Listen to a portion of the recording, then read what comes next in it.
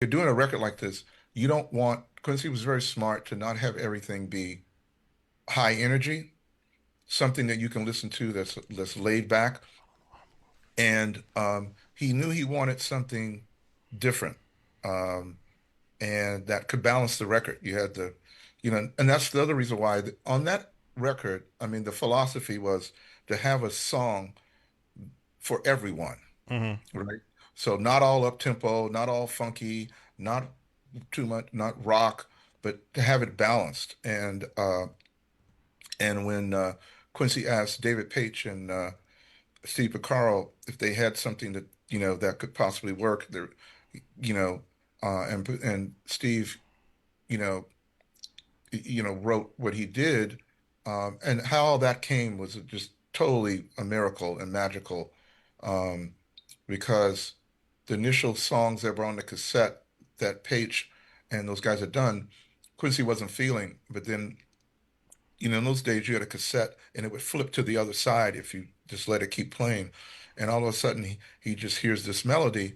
And this has been stated before in many interviews, but I'll state it here again.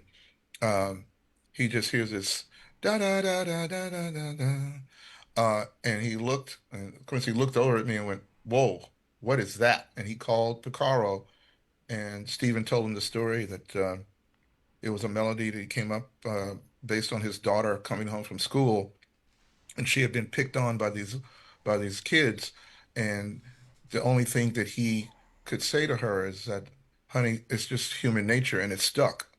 And he wrote that beautiful, beautiful song, and musically.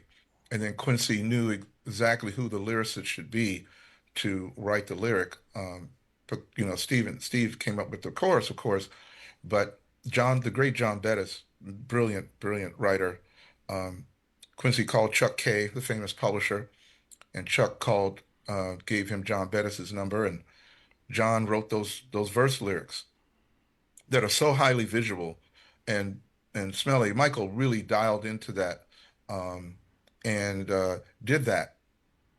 We did that late at night. Michael was taking a nap, and we were going to leave. And about 12:30 at night, he just gets up, and Quincy says, "Oh, let's just do the vocals tomorrow," because all the vocals were done at night when it was just only five of us in the room: Rod Temperton, myself, Quincy, Matt Forger, Bruce Swedeen, and Michael. And and Rod, we're sitting there, and he walks out, and he does that, and I don't remember him doing that. I remember him doing that, and literally in one take, we look back, we were looking at each other, and it was a quite emotional moment. Hmm. But he's saying that I've asked people over the years when I've spoken about this to put on your headphones at night, and you can feel how he dialed into that lyric, and in such a I get chills when I think about it now, because I had never heard anybody sing and do that. And the fact that he did it one time down was just really special.